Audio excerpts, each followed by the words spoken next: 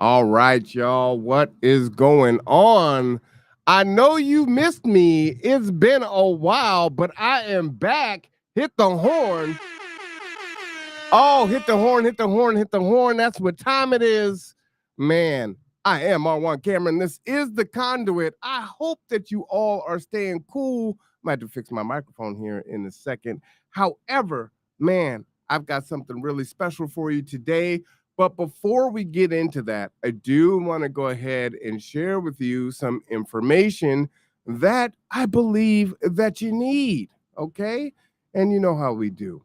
So, first and foremost, let me go ahead and share with you this Tuesday coming up, July 16th, is going to be a debate forum for the Washington House of Representatives, District 23, Position 2, hosted by yours truly. I will be your moderator for the candidates: Greg Nance, Democrat; Bryn Felix, Democrat; John Gibbons, Democrat; and Jamie Miles, Republican. I don't know if all of those folks are coming. I do believe 3 have signed on, which is Greg, Bryn, and John. Still trying to get a hold of Jamie. But that's going to be 5 p.m. at the Norm Dix Government Center at 345 6th Street, right here in Bremerton, Washington. And of course, if you cannot attend, you can always check it out on the conduit. All right.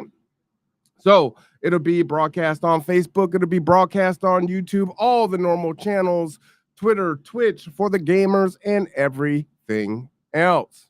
All right. So that is the first announcement I want to make. Also, I do believe we will be taking questions from the audience.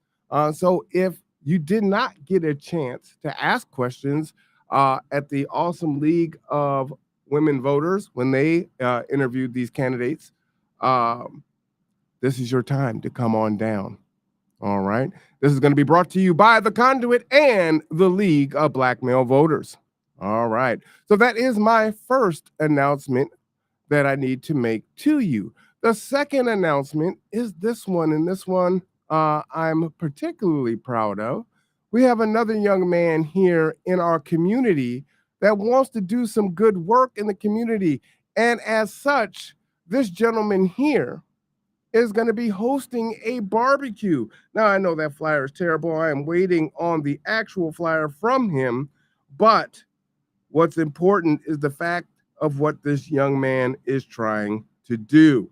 So please, on August 5th and August 6th, put it on your calendar down at Evergreen Park at 9 a.m. to 6 p.m. There is going to be a barbecue. It's a back to school giveaway, pre-K to college level. Okay. This is being put on by Brother Cole, and Brother Cole is a student in culinary arts at Olympic College. So there will be food on both days. There are going to be resources available, working on having school supplies and some other things there for the event. Again, that is August 5th and August 6th. That is a Monday and a Tuesday. So often things are happening on the weekends, and there's so many good things that are happening on the weekend. Unfortunately, people can't attend them all. And so it is summertime. The kiddos are out of school. This is a great time to come on down to the park, enjoy some of that great weather, and have some food, fellowship, learn about different resources in our community. I definitely support Brother Cole in his endeavor, and I think it's great when you have other people that want to find ways to give back. And that's exactly what he wants to do. And so I am definitely supporting him in that. So G2, of course, will be there, and many others. So we hope to see you there. Again, that is August 5th and August 6th. If you would like to have a table at the event, please reach out to me. That's Marwan Cameron at Gmail, MarwanCameron at Gmail, and reach out to me, and I will give you the information to set up your booth on either Monday, Tuesday, or both days if you can get away. Okay. If you can, come for both, right? Great opportunity. All right. So wanted to share that with you. I will be talking more about that as time goes on. So stay tuned. Stay tuned. And this just happened Friday. So that is why, or this was brought to me by Cole on Friday. And so we're pushing hard here. All right. So volunteers definitely are appreciated and needed. All right. Now, with further ado, ladies and gentlemen, boys and girls, children of all ages, we've got a new show coming up. One that I'm really excited about. I'm going to introduce this brother here in a second, but I met him, maybe probably been at least 2.5 years now. And man, he's got a lot to say.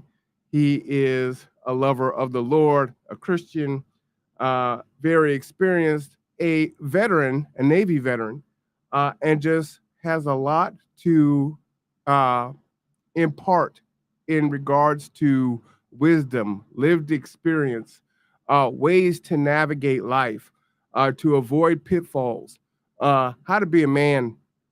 We're going to go ahead and get to it. But without further ado, let me go ahead and introduce the man, the myth, the legend, Guyland Charles. You can call him G, or you can call him the Educator. How you doing there? I'm good. What's going on? Oh man, I'm doing good. How'd you like your introduction? It was nice.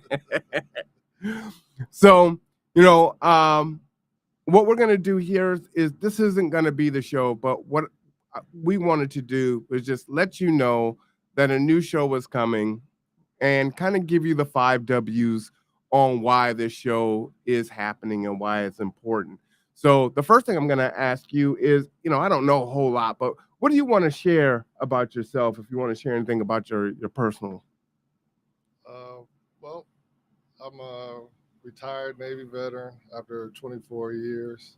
Um, I've had a lot of ups and downs, and I found that my time reading the Bible and actually that helped the most to get through a lot of the situations I had to struggle with in my career. Um, and it continues to help now, even after that, making life choices and just being able to constantly self-improve my situation and the situation of my family. So uh, that's always been my goal, and hopefully I have a little wisdom to impart on the next generation, and that's pretty much the goal, All to right. pass it forward. I love it. I love it. And I think, discussions that you and I have had, um, this is needed more than ever. We have a lot of folks that are feeling lost, without direction, don't know where to turn, are looking for answers, and they're hungry for something that they can believe in, something that they can trust, and move forward and change their lives. Would you kind of agree with that? Oh yes, definitely. Just reading the Bible has actually helped. It gives you a lot of insight, a lot of examples of how to navigate the world, especially in today's times, and um, it gives you something to believe in, because in reality, that's the majority of people. You just need something to believe in as a starting point. Um, and if you're searching for the truth as well, and that was my case. I was searching for the truth of who we are as a people and who I was as a man, and I got that mostly from the Bible and uh, people that I've actually met in my church. So that's what got me through the difficult times. So let's get into it a little bit, right? I'm gonna ask you, the 5 W's, right? First off, who is this for? Who's your audience? Uh, I have a couple of different groups. For the first, for the younger men and women, teenagers from maybe say 13 to 19, and then the second group would probably be for the the young adults between the ages of say 20 to 26, 27. Because around that time is when you kind of start finding out who you are, or at least have an understanding of who you are and where you're trying to go. right? For sure. And also, you know, what is the format that you're thinking of doing this? Is this going to be kind of a weekly thing, once a month? How often? For the most part, it's probably going to be a weekly thing. We'll start off with one per group first, and then see how that goes. Uh, the topics are going to be biblical, but they'll also be usable in today's time too. So, um, yeah, we'll start off with once a week, and then if people want to hear more, then we'll do more. Now, that's one of the things that really intrigued me about, you doing a new show was creating the Bible is a historical document, and Correct. being able to relate, this book that has been written 2,000 years ago to what's happening to folks today and what they're experiencing and how to navigate and move about the world is definitely super intriguing to me, right? Yes. Yep. And in a way where, I don't know, folks can feel intimidated by coming to a church that they've never gone to before, talking to a bunch of strangers, and listening to a preacher preach and not being in a space where they can dialogue with the person that is talking to them, right? And that is true. But that part is important. You should have a church home uh, because that's your spiritual covering. But and I get it. Every church isn't. It's difficult for people to find a church that suits their needs, at least in everybody's area. So um, I would say that it's best to at least to begin to read. Um, and to start, just if nothing else, think for yourself. But I would definitely say find a church home, because that's where it starts. Having a pastor that you can go to, and having church elders that you can go to and ask questions. Uh, I'm not going to say that they have all the answers, but definitely it's definitely good to have. I used to do a podcast uh, called the Cap No Cap, right? And I did that with Pastor Ellington a few years ago. Okay. And one of the things that was really cool about Pastor Ellington is he changed church service to Saturday.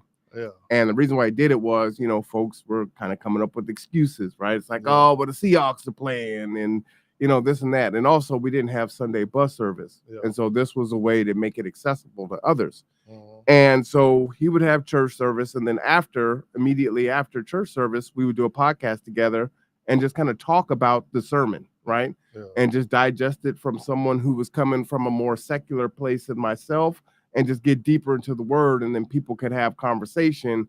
And I thought that was great, because that's been my I guess my separation with a physical church body, Yeah. in that, I grew up in the church, pastors and preachers have talked at me, but I want to talk back, I want to ask questions, I want to have dialogue, right? And I didn't feel like there was a space in that. And I kind of look at it, it's an opportunity to be in a classroom environment, right? I'm Exactly. thirsty, I'm hungry, Yeah. I want to learn. And so I thought that was a great way to do it. So when you talked about wanting to do the podcast, I'm like, oh man, this is great, right? And then the perspectives are powerful. Yeah. One of the things, well, I guess that's my big idea. So we've got the, who it's for. We have the when. Obviously, it's going to be virtual Mhm. on all platforms. Why? Again, what is the why? Why is this so important? Why now? Why now are you saying this needs to happen? The time, the state that the world is in. Um, I know it was a hunger for truth for me, and I hope that it's a hunger for truth for anyone who's listening. But uh, time's running short. Time's running short. So uh, more and more people are waking up to not just our identity, but they need to have our identity in the right context. So just having the right identity without the proper context or without the biblical context behind it isn't going to do you any good. So, um, You're speaking big facts there. A lot of folks will read Bible verses, especially non-Christians. A lot of times they'll throw verses in your face, right? Uh, and Christians will do the same. yes, The part that they miss is they didn't read the passage before the passage after to get the full context of what that particular Bible verse is saying, right? exactly. And so it may sound like it means this, but it really means something vastly different Yeah. if you go deeper into other verses or even the chapter. That, and then also going, looking up the original meaning of certain words Mm. from the Greek origin or the Arabic origin will change the whole context of the verse. So um, it gives you a better understanding. It starts to make more sense when you get the original meaning or the original definitions of certain words. Then it puts the Bible verse in the proper context. Let me ask you this: you're a veteran, you're retired, right? Navy, Yep, and so you've been to many countries, I assume. correct. All right, and in that, how does your worldly travels through the military reinforce what you've read in the world, in the word, in the Bible? How does it reinforce? Yeah, because you've seen some of these historic places. You've seen people of different cultures. Many of us, I mean, there's some of us that haven't left Kitsap County. Other folks have not left the state. Other folks have never left the country, right? So you've got a global perspective, but then you also are a Christian in the true sense of the word. Uh, Okay, so let's take this for example. yeah. In the Bible, it talks about for the punishment, it said that Israel will become a byword. Well, when you go to other countries, I've been called that byword, Mm. and these are from little kids, ranging from let's say 8 to 12, and they don't know any better, but they assume that it's cool and we accept it, and so they're trying to be down with us and thinking everything is gravy, and in reality they don't understand. They don't understand. Now, the adults that may do it or that may say it, they say it out of disrespect. But again, that just reinforced that what the Bible said is true. So I can accept it as a history book and know that it's the truth. So nobody can tell me that it's not the truth because I've experienced it.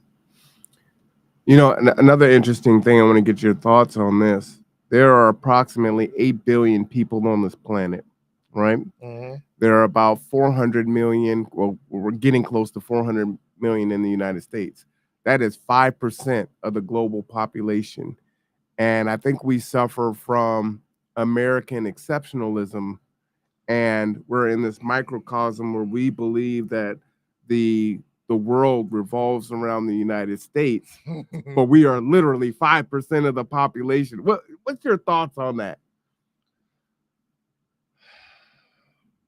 And just how obtuse folks can be because they haven't traveled outside to visit any of the other 7.5 billion people. We think our way of life is, and don't get me wrong, the American way of life can be good, but there are, if you look at it in the biblical sense, it can be. There's much to improve on. I'll say that there's much to improve on. Uh, how we treat each other, um, as not only as men and women, but how we treat each other, uh, by the different races, because we're a melting pot. But it doesn't always feel that way. Um, and then when you go overseas or somewhere, uh, you don't feel you don't get that uh, get away from me, or you don't get that, oh, well, I'm scared of this person. Mm-hmm.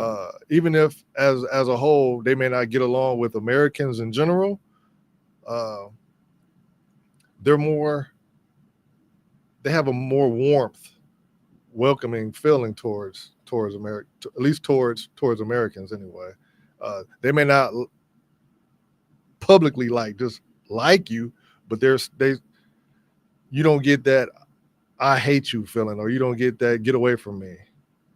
It's more like, okay, they still can be cordial, even if as military personnel uh, we don't always do the right thing. You know, They still know how to be cordial. I think another thing too is not only how small we are when we compare ourselves to the global population, but also how young we are, right? We're a country that's what, 200 years old? Yeah, a little bit 250, a little bit 250, around that. right? And so we're talking about mankind that has existed for thousands of years, and we're babies. Of course. But as babies, it's interesting. It's almost like we're these uh, petulant teenagers, if you will, that we know what's right in all things, and no one can tell us anything, right? Kind of your thoughts on that. So, we ain't going too deep. We just scratched the surface. And this is just my opinion. I don't think history is shown to be as important as it should be. Because history has been proven to repeat itself. Not necessarily the same place, but in different locations, countries has always rise and fallen. So, and if you don't be careful, you'll be the next one to fall. So, I'm a big fan of history and knowing. I like to know the past, because the past can save you from making mistakes, right? So, and as the young kid on the block, we should be taking some of the, not necessarily. I think we should be taking some of the wisdom. You don't have to take the way of life, but just learn some of the life lessons that other countries have had. What caused them to self-destruct, and avoid those things. What allowed them to be great, and embrace those things. But don't get me wrong, I'm always a patriot for the American people. I just want the American people to be more educated, and I want the youth to read more and question more, and don't just accept what you get from social media. Even what I say, if I give you a fact and it's not in the Bible, or even if I'm quoting a Bible verse, go check in the Bible and read it. That's what you're supposed to do. You're supposed to question everything. Nobody should be a robot. Don't just accept what you're fed. That's the main takeaway. Research, learn, and continue to search for your own truth. All right. So a Bible-based conversation from someone who is, how would you describe yourself? Do you just describe yourself as a Christian? Do you have a different descriptor? I'm trying to be a disciple of Jesus Christ. Okay. A disciple of Jesus Christ. And nobody's perfect. That's why I said I'm trying, and that's my goal as I'm walking through this life. And I'm not telling anybody else what they should do, but I came in my walk just searching for the truth, and I wanted to know the truth, and I wanted to know who I was. So Tell that story. I think that's a great story. The downtime that you had and how you used your time to Oh, seek knowledge. well, on my last deployment, I was on a ship, and we worked. It's 12 hours on, 12 hours off, and on my off time, I would just start to read. And I know I started getting less angry at situations I seen around, and I started having a peace, and then I started reading uh, and started being able to place the things that I read in the Bible to current events or events that had happened in the past. And I had a couple people who I could go ask questions to, and so I asked for their opinions, and they was like, "Yeah, man, just keep reading." And I would always, I'd read some more and come back, and um, we'd have conversations like this, just about man, just about every day, and that helped me get a better understanding, someone else's perspective, and I just started researching online. Yeah, I think that's powerful. Um, Sometimes folks think that it has to be some kind of profound. You were electrified by the Holy Spirit, and something Well, happened, and well, that can happen. But and that too, because you should be, when you start this walk. I mean, you should be led by the Holy Spirit, uh, because it's not all just reading the book. Because the Holy Spirit will give you understanding. But to start, if you don't have the Holy Spirit and you're just saying, okay, well, I just want to read, then you should build a relationship with Jesus, uh, praying. Some people will pray and fast, and because I did all that, I had the time, and I more or less fasted whether I wanted to or not some days. Because if we just didn't have, we didn't always have good food on the boat, but I think it was a summary of all those things together, mhm. um, that helped me. So I think that's really powerful, and I'm looking forward to having conversations and learning from you. What I would share with folks, uh, if you are finding yourself uh, as a youth, as a young adult, even as an older adult that is questioning, that is feeling lost, that wants answers, um, is sad, angry, trying to figure out what's the next step. What do I do? I want my situation to change. This is a good place to start. This is a good place to gain perspective that is Bible based, uh, where that person is accessible, who's tangible, who's relatable.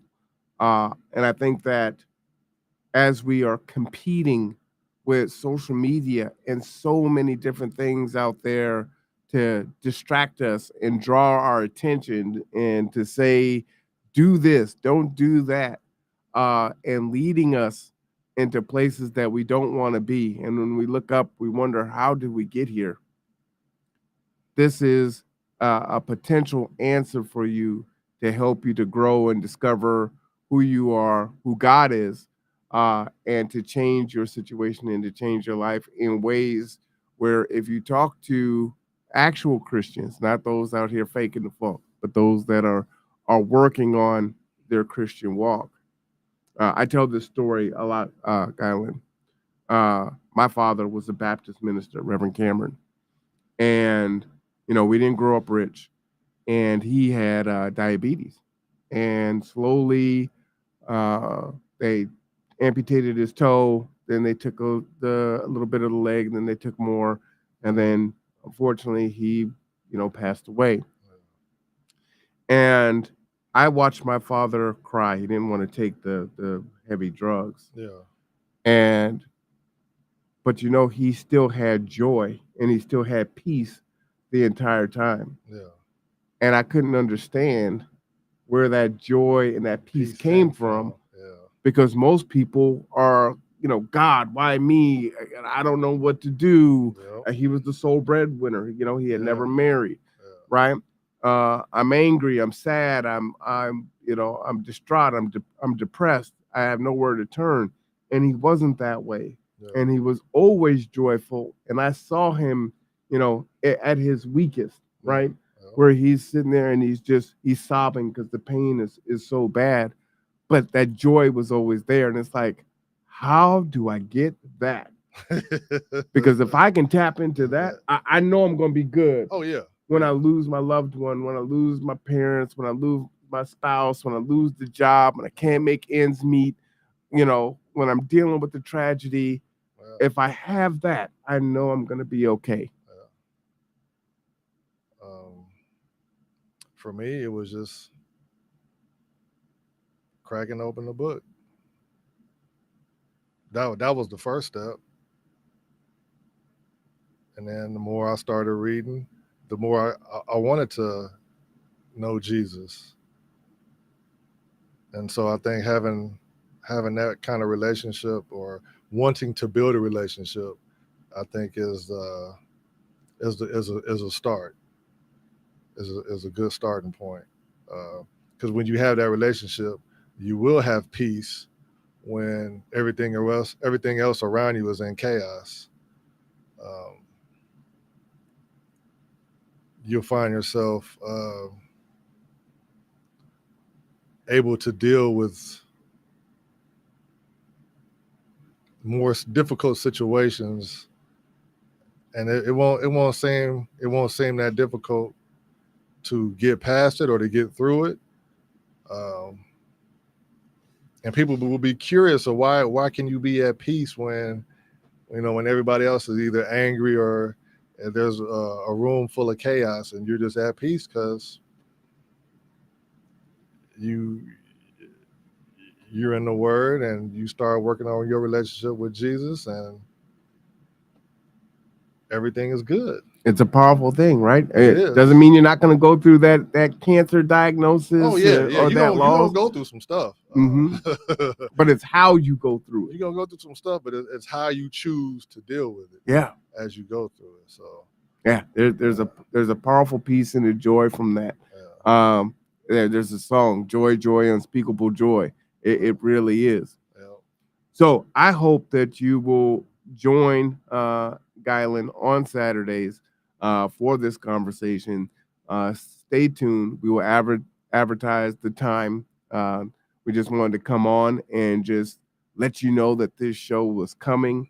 And it's definitely time. We had talked about this more than a year ago, so it was like, oh man, I'm waiting.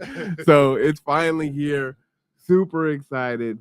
Again, people will say things like, what do you have to lose? But really, you need to look at it as, what do you have to gain? And you have everything to gain, including your soul. Uh, so we look forward to seeing you tune in to Guyland the Educator. Maybe that's the name of the show. Who knows? We don't even have a name yet, but it will come up. So stay tuned. If you have questions, please pop those things in the chat. Like I said, I wanted to share with everyone the things that are going on. This one is big. On Tuesday, coming up, we are having a debate forum. The Washington House of Representatives, District 23, Position 2, 5 p.m. at the Norm Dix Government Center. I will be moderating the debate for the candidates Greg Nance, Bryn Felix, John Gibbons, and Jamie Miles. I do believe we will be asking questions from in the audience, but we'll also have questions that we have there as well. And what is important is, as candidates go in front of different organizations like the League of Women Voters and others to make their points and say, hey, this is why you should vote for me. By the Conduit and the League of Black Male Voters putting these things on, we want to ask the questions that aren't being asked, right? So please come down and join us in person, and also you can join us in virtually as well if you cannot make it.